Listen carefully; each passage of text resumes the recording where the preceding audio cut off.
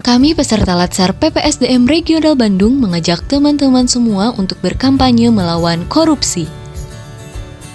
Tahukah Anda seberapa besar kerugian negara oleh tindakan korupsi?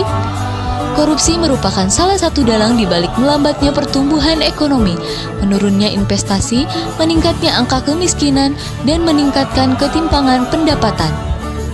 Setelah mendengar sekian banyak dampak buruk yang ditimbulkan, kita patut memahami apa yang disebut dengan tindak pidana korupsi.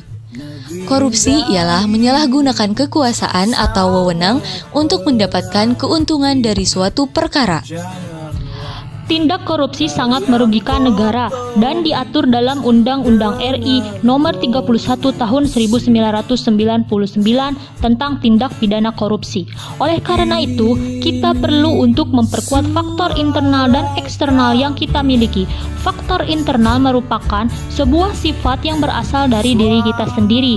Ada 9 nilai-nilai yang harus kita terapkan sebagai perilaku anti korupsi, yaitu senantiasa berbicara jujur, peduli pada sistem yang berintegritas, bersikap mandiri, disiplin, bertanggung jawab, kerja keras, sederhana, berani menjunjung kebenaran, dan berlaku adil. Politik, celah dalam hukum, lemahnya pengawasan menjadi faktor eksternal yang memungkinkan kesempatan melakukan korupsi.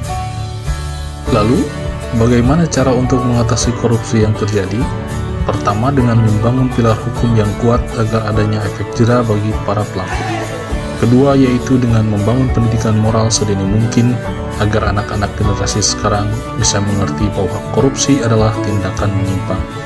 Dan yang ketiga, dengan pembekalan religi yang intensif agar anak-anak generasi sekarang juga mengerti bahwa korupsi itu sama dengan mengambil hak yang bukan milik kita.